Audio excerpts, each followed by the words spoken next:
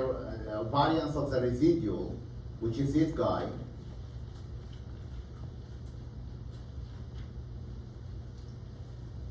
and I divide by 100,000. What 1 0 can make? What kind of a difference? And now I'm going to take this guy, right? Square root of this guy.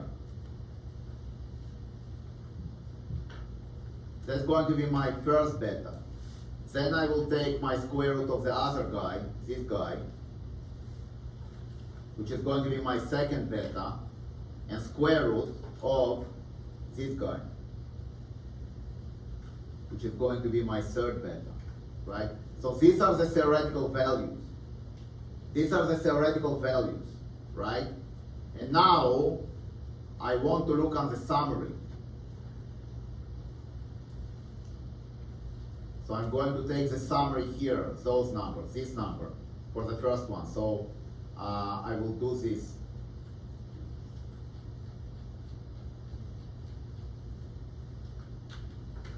Voila. So the first one that I get is 4884184. Compare it for 18633. Now it's much, much better. The other one is 3417, right? It is actually 339, which is much better. And the last one is 0.02634, which is 0.02633, right? So what was my mistake? My mistake was that I simulated, instead of 10,000 points, I simulated 100,000 points. But when I divide by n, here, I forgot that I simulated 100,000, I divide by 10,000. Is this clear? Now you can see this in full glory. You see? You lost it? You lost me? Yeah. No, but he lost me? Yeah, can you scroll up a little bit? Yes, absolutely. Oh, okay. Thank you.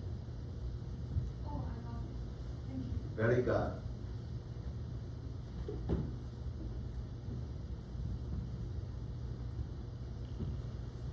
Questions? Now you want me to show the MVR norm?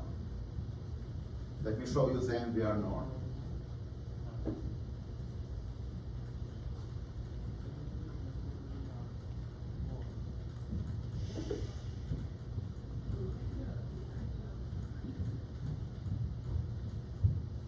This one.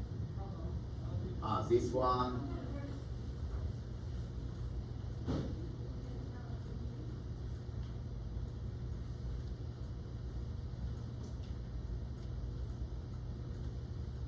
Just patience, I will get there.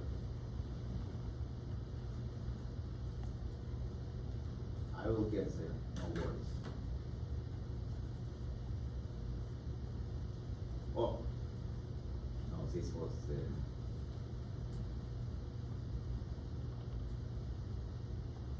here. You see it? This is the MVR norm, right? So MVR norm, the number of points is 100,000. Right? Then I have the mu, the expected value 0.1, 0.2, 0.3, 0.5, and the last one is a covariance matrix, which is M. Right? So remember, M, right, includes not just the first three factors, but it includes the 4x4, right? It includes also the stars that I want to simulate.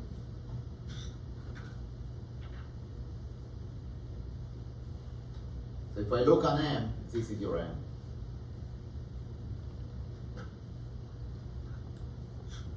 Okay? Is clear?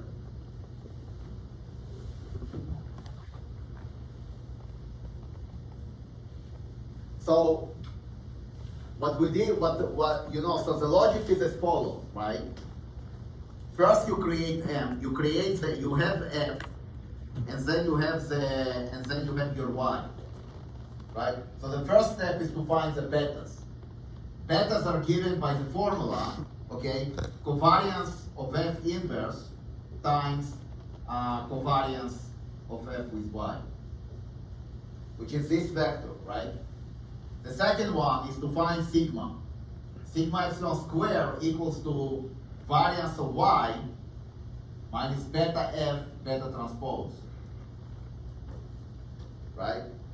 The third one, once you did this, right, the third one is to do covariance of F inverse times sigma epsilon squared divided by n. This is to find the covariance of beta. And the last one now is we are going to generate the 95% confidence. Okay? So to generate okay, so the 95% confidence is basically, this is your beta, this is your distribution of beta, right? You want to find the points here where you have a 95% probability of beta being located, right? And what is important is that you want 0 to be outside this range. So how you find this, right? You have the beta, you have the covariance of beta, you have the standard deviation of beta, in this case it's 0.0484, right? So first you do p norm of 0.025. Q norm, sorry.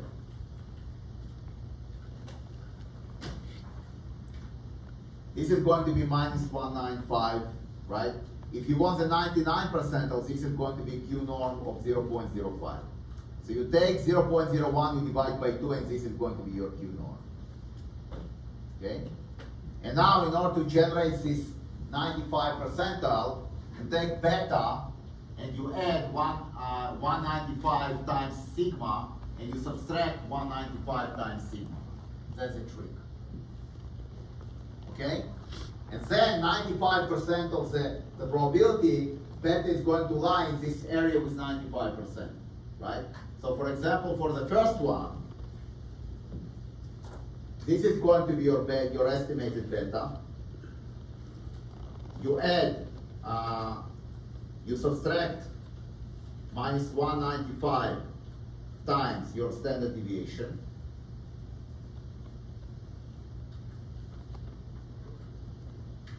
And you add the 195 plus standard deviation.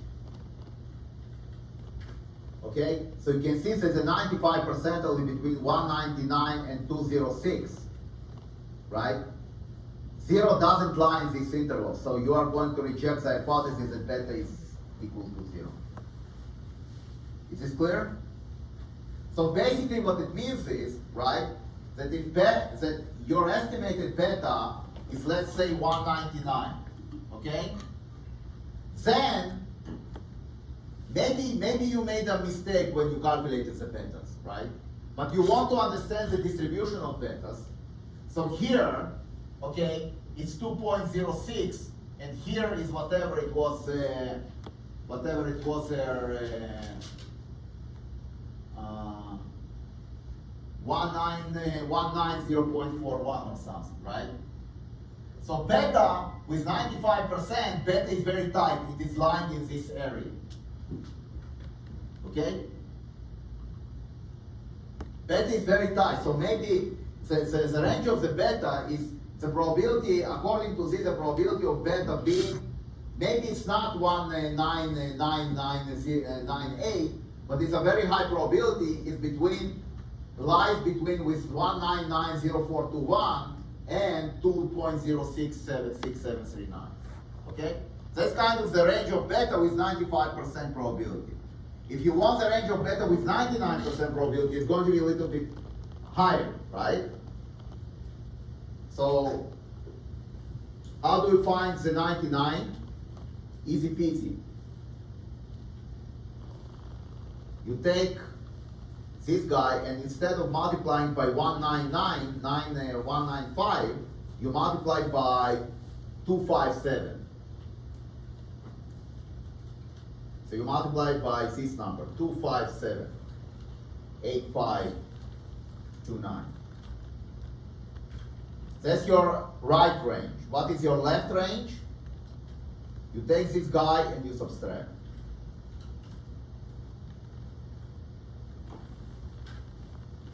The formula is, right? So first of all, you find so the logical steps are, to find the 95% confidence.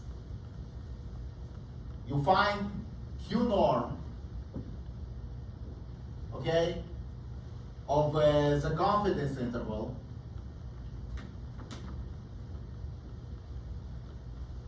Divide by 2.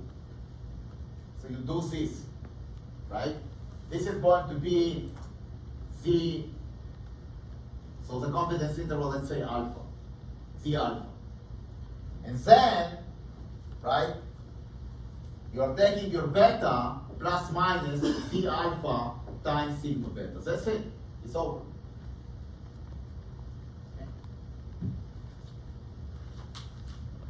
And then, what is your p-value? Your p-value is going to be, how do we find your p-value? Where's your p-value? When you go here, right?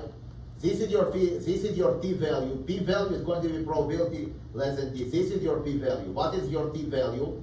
It's you're taking your estimate to divide by the standard error. So, for example, how to get the 47768? You take this number and you divide by the standard error.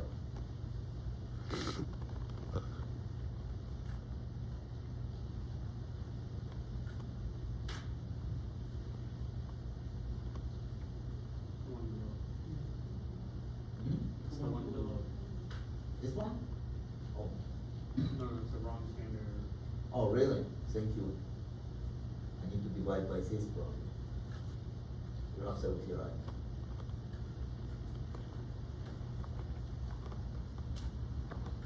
Oh, voila.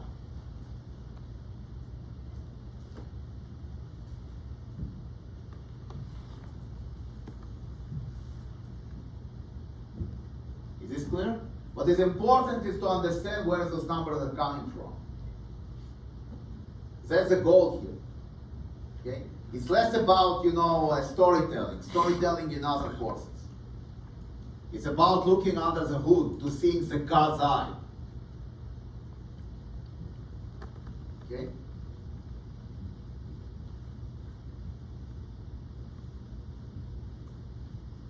Do you think CRAB-GPT can simulate these conditional betas? Or it's beyond it? Probably beyond it, but who knows? Is this clear? Somebody is very upset.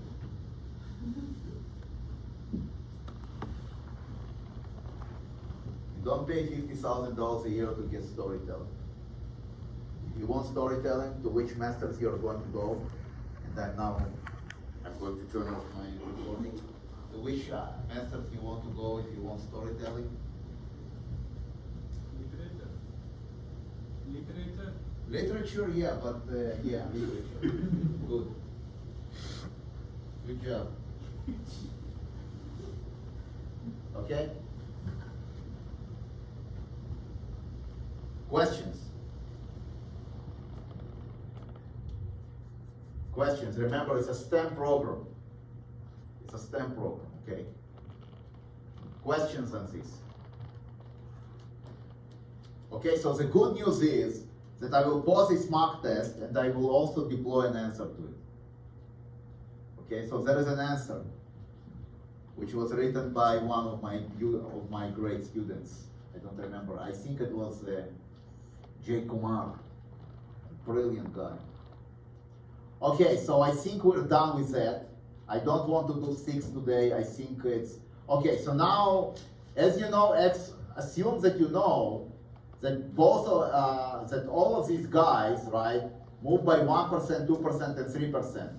What will be the projected move of stock Z? Okay? So this is the stress testing piece. Yes, any questions? This is the stress testing piece. Okay? This is the stress testing piece. So I do know that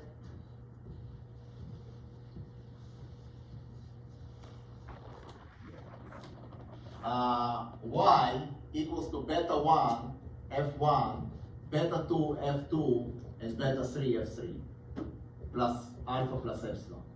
And what you want to understand, right, you want to know, you know that change in F1 equals to 1%, change in F2 equals to 2%, and change in F3 equals to 3%. Okay? If you wanted, if F1 equals 1, F2 equals 2, F3 equals 3, what? Okay? This is going to be the change in F, right? So now, what is going to be the change in Y? The expected change in Y, it is going to be beta 1 times 1% plus beta 2 times 2% plus beta 3 times 3%. So two questions you can be asked here. Where you assume that F1 equals 1, you assume that F2 equals 2, and you assume that F3 equals 3, right? And then alpha is entering into the fold. Here, right, I just look at the changes. So alpha is gone. Is this clear? So in this case, what is going to be my movement? So if I look at my summary once again,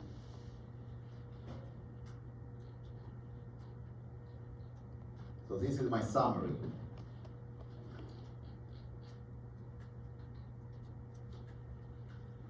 Right? So the first one is 2, the second one is 4 divided by 3, and the third one is 0.8. So it's going to be 2 times 0.01 plus 4 divided by 3 times 0.02 plus 0.8 times 0.03.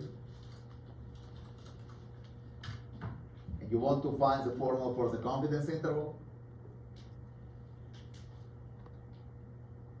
What is the formula for the confidence interval of those? The formula for the confidence interval for the standard deviation is delta x covariance of beta times delta x transpose. That's going to be the variance of your prediction. Don't try to find this formula. Don't try to find this in books. This part is not in books. It's in my head. Right? So what I'm saying is that the variance of the prediction,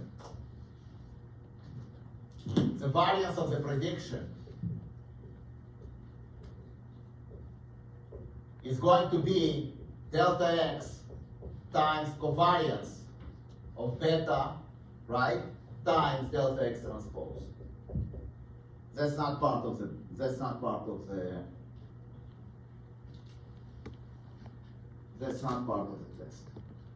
Confidence intervals for predictions. But you should also have, right, but also the predictions have distribution. Think about it, right? Because once again, right, you can actually play the same game. Now, the prediction here, this variance of prediction is conditional on delta x.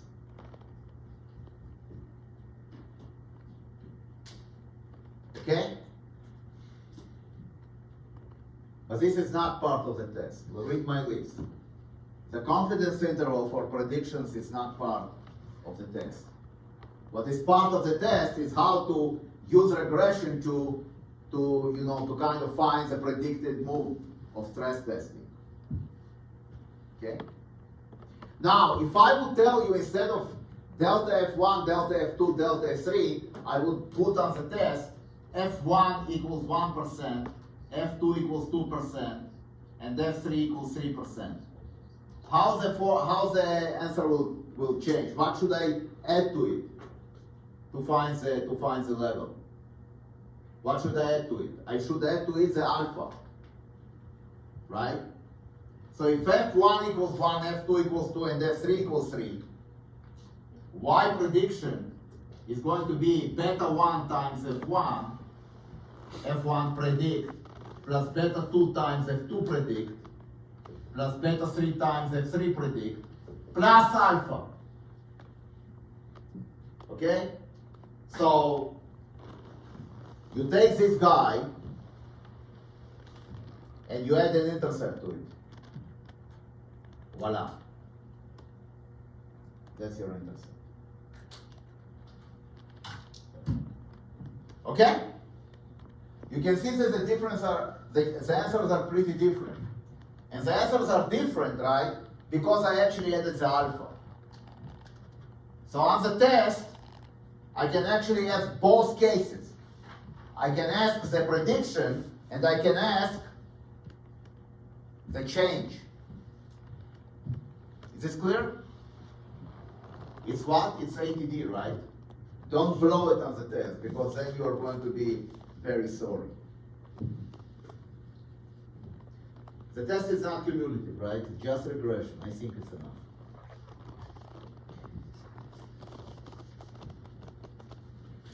Questions? Questions? And how do I find the R squared in this case? R squared, right, is going to be, so we know that variance of y equals to beta variance, covariance of f, beta transpose plus epsilon, plus variance of epsilon. The R squared is this guy divided by the variance of y. Okay? So in this case, you can see that all these guys explain 82% of the variance, of the randomness in y.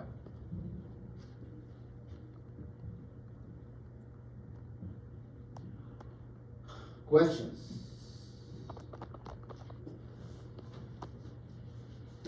Questions?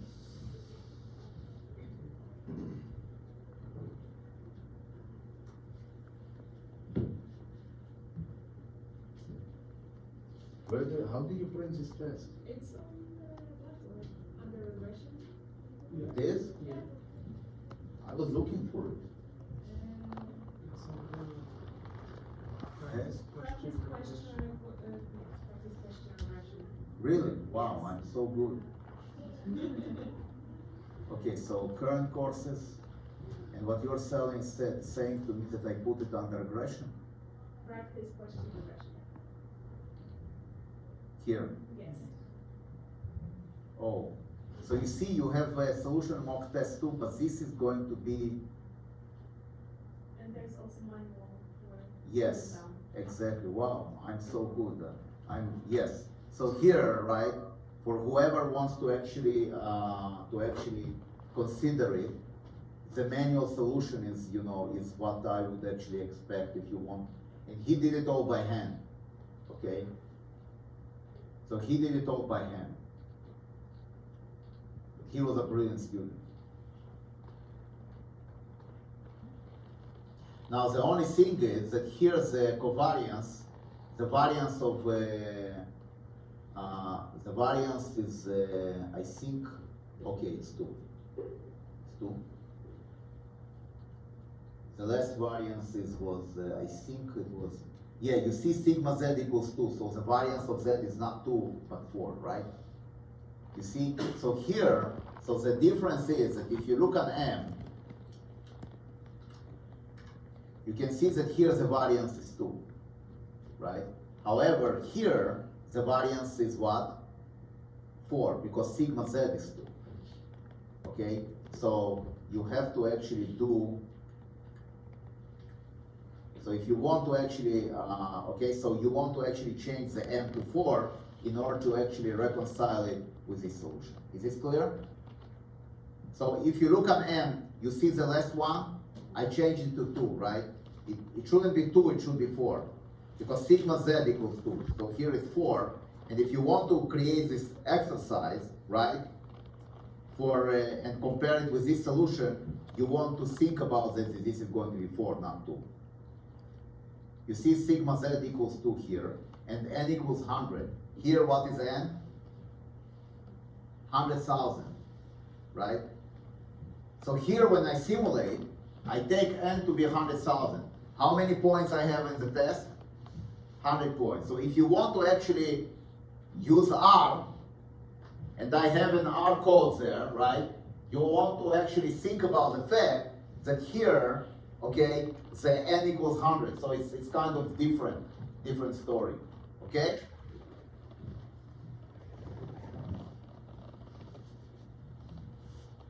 Good. Now, the other thing,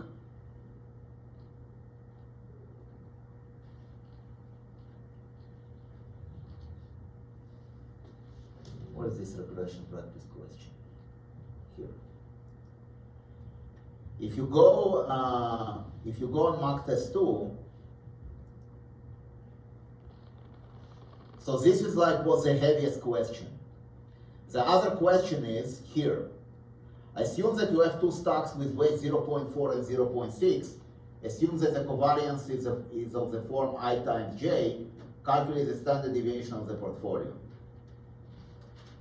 Okay, you do not need to, all you need to know is this. You don't need the standard deviation. The standard deviation, but the risk decomposition is not part of what is required for the test. So let me just do this.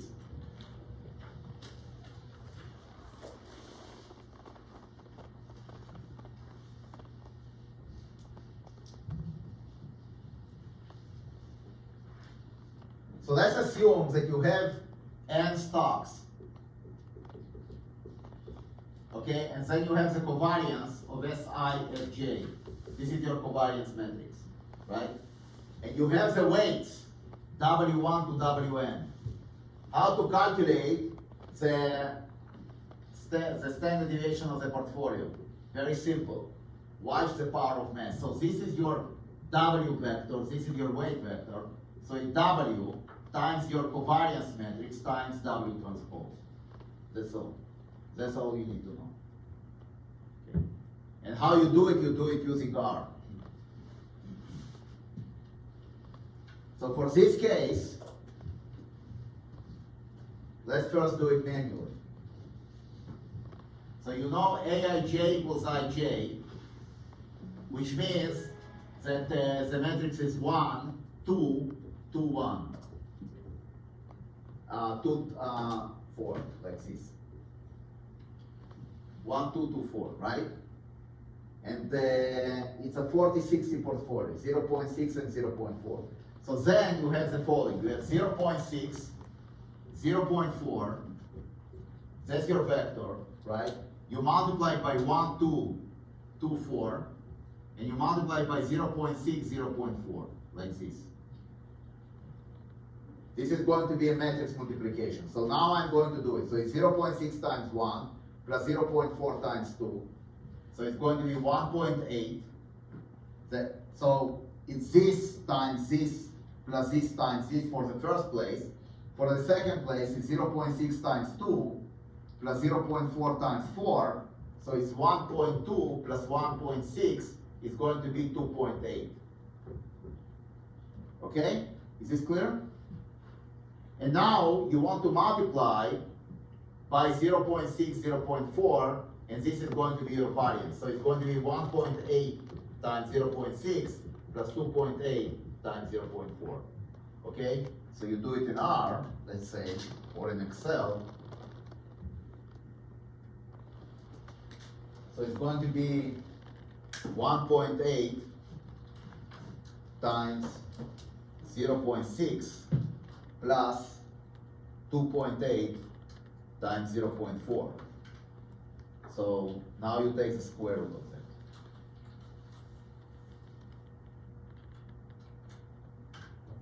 that. Okay, and now you can do it using R. So now you want to create a row vector, you want to create the covariance, and then you want to multiply by the transpose.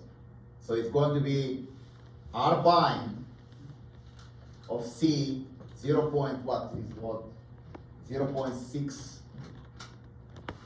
0.4 percent, and you close it percentage, star percentage. And now what is your matrix? Your matrix is Ij, right? So it's column bind of C, let's say 1, 2, and 2, 4. And then, once again, percentage, star percentage, and now you say, let's say column bind of C 0.6, 0.4, or you can do, oops, sorry. Once again, I need to do it again. Okay, so let's do it a little bit more organized. So VV, I create a matrix Columbine C12 and C24. So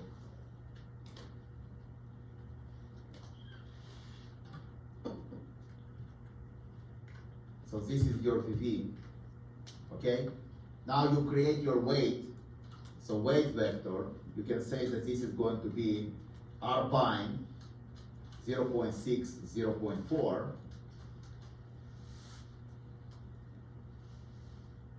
You want to put the C here, like this. And now W transpose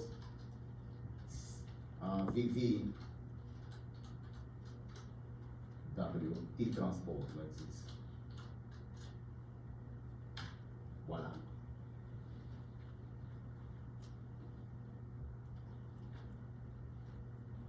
Okay?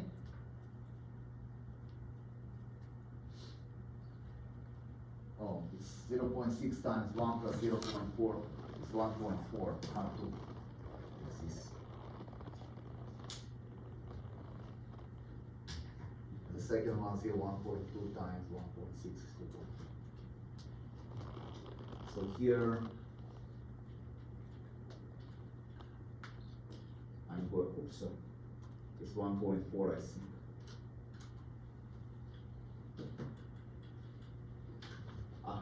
To the whole. And now the square root will give you 1.4.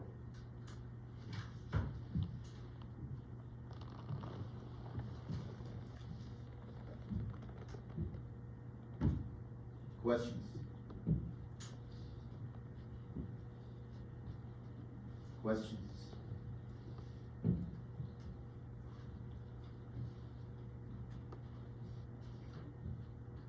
Questions?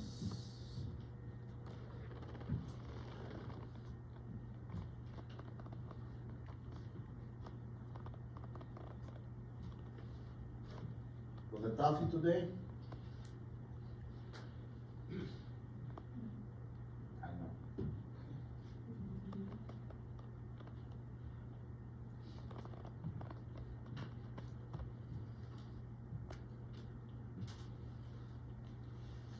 Questions?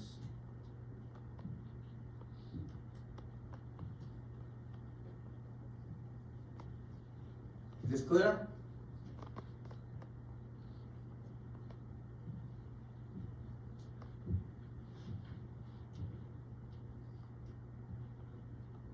If you have a, let's say you have the M, let's say that your covariance matrix is this. Okay, and you want, let's say your portfolio is third, third, third. How do you find the variance of that, right? So you have column bind, so row bind, C, or 1 over 3, 1 over 3, and 1 over 3. Okay, this is going to be your weight vector.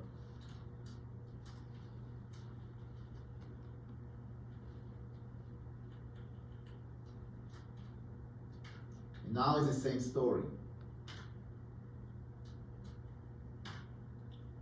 So this is your weight vector.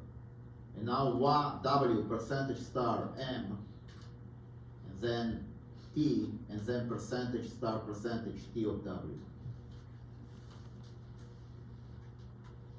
Oh, why is it? Because I want the first one to be 3. Like this. Now it will become 4. Okay? So that's the variance of a portfolio where the stocks have the following covariance matrix.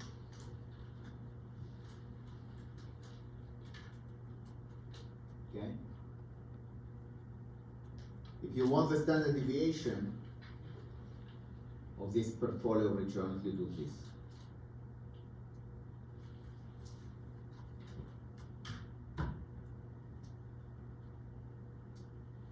So the standard deviation is 33%.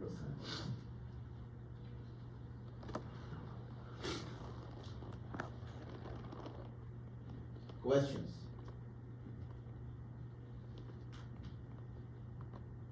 Questions?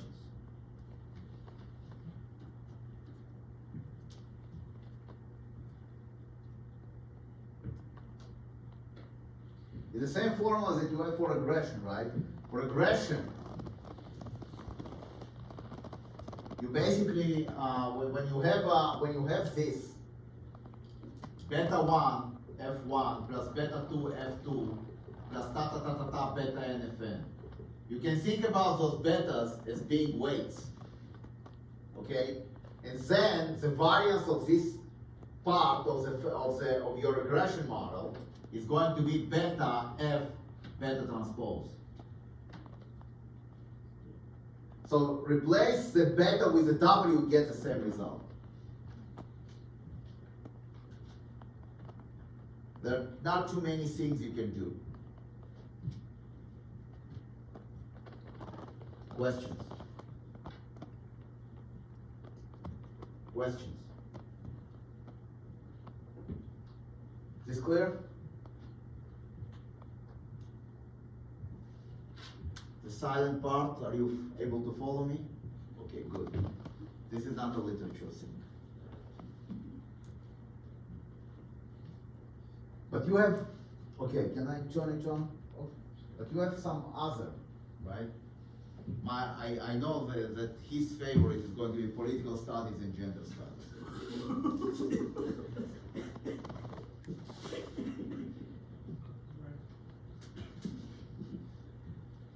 Sorry about that.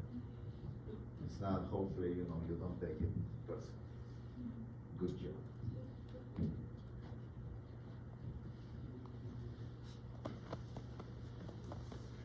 Any questions on this? I know, I'm going to be in trouble one day. I already was in trouble. Maybe I'll vanish. Maybe somebody else will teach the next semester if anybody of you will report me to the authorities.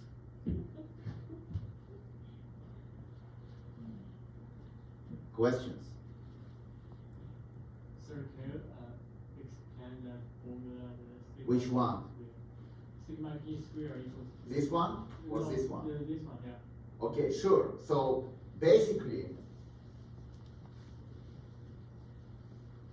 what you want to do, you have these random variables x1 to xn, right?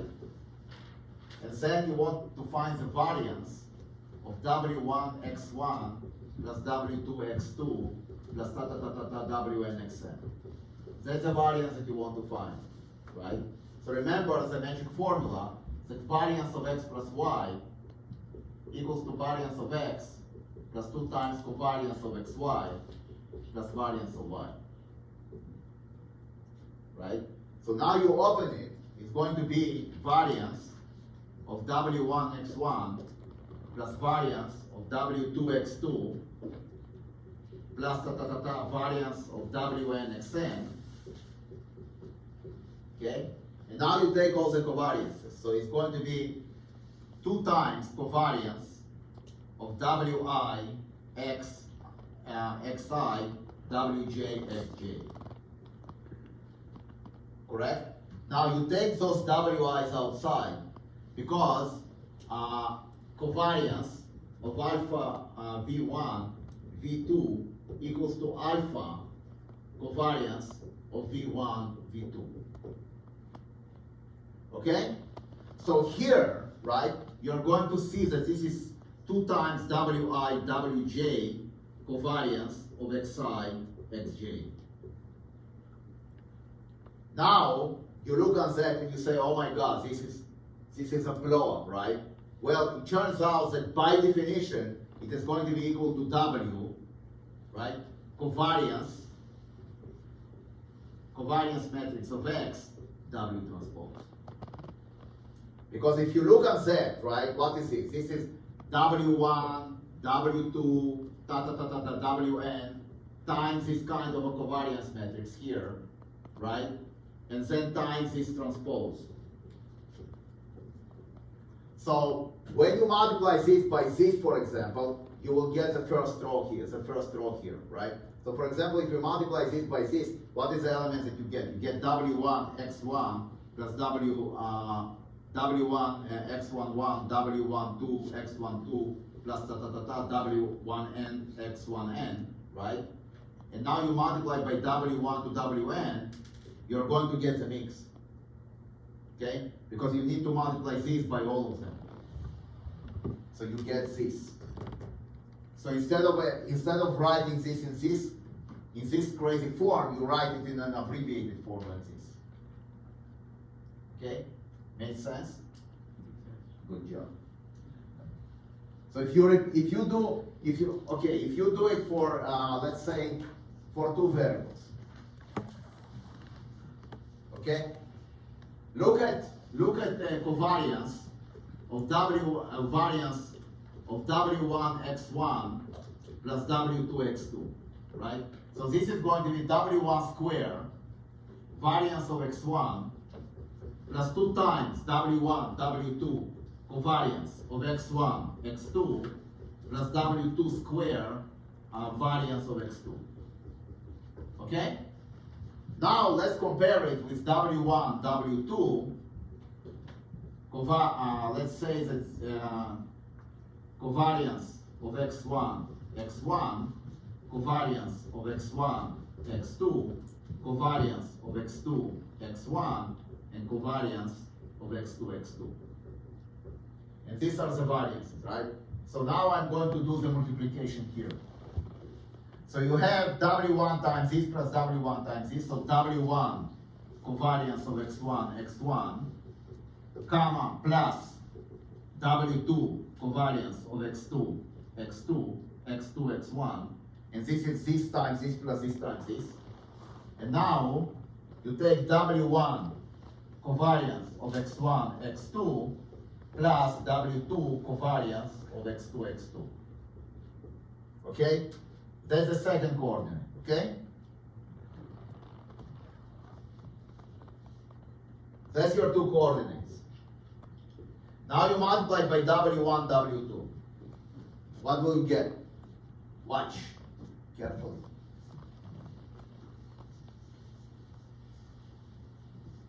So you multiply this guy by this guy, right? So you get W1 square, because this is W1 times W1, covariance of x1, x1, plus W2, W1, W2 covariance of x1, x2. Because you take this guy and you multiply by this guy, so you get W1 square plus W1, W2. Do you see? Now you continue, plus, now you multiply by the second one, you get W1, W2 covariance of x1, x2, right? Plus, and now you have this guy times this guy, so you get W2 square covariance of x2, x2. Right? Well, compare this to this is exactly the same. Because covariance of x1, x1 is this. So this guy equals to this guy. 2W1, 2 covariance x1, x2 is this guy and this guy together. Right? And W2 square is exactly this. Because covariance of x2, x2 equals to variance of x2. Voila. Right? So now you play this game with 3, 4, 5, it's the same story, it's the same idea. Okay? So that's why I never do it like that. I always do it right with a matrix, with this, because it's so much more convenient. And if you do it in R, right, the only way to do it in R is to do this. Okay? Questions? I don't know, does FRM exam has a marginal risk decomposition? I've done that for, so I'm not sure. Okay. Anybody here starts studies for the FRM exam? No? You do? No? Why not? Why not? You want to, yeah, okay, if you want to go back to your own countries, you don't need to study. But if you want to stay here and get a job, you want to actually get some certificates. So you want to actually do the FRM exam. Okay? You do the stage 1. My course cover is stage 1. And next semester I'm going to actually bombard you with questions from the FRM exam. There will be no escape. Okay? Okay, so this is what I mean. This is the certificate that I mean, FRM exam. This one. Okay? This one. It's a card. So there are 3 exams, it's like the CFA, but for risk professionals, right, this is kind of the parallel to CFA. I never cared about, I did it all, I picked it up by myself, so I never bothered to do the exams. But for you guys, if you start, right, it might be better for your careers to get some exams. So either this or the CFA, but the CFA is much more challenging and I think it is much, much more expensive. Okay? Questions? Questions? Is this clear? All right, so hopefully I'm going to see you after the break, next Tuesday, and hopefully I'm going to teach you next semester. You never know these days. Okay, so next week, there is a break, no class. It's a Thanksgiving break. You eat the turkey. You don't go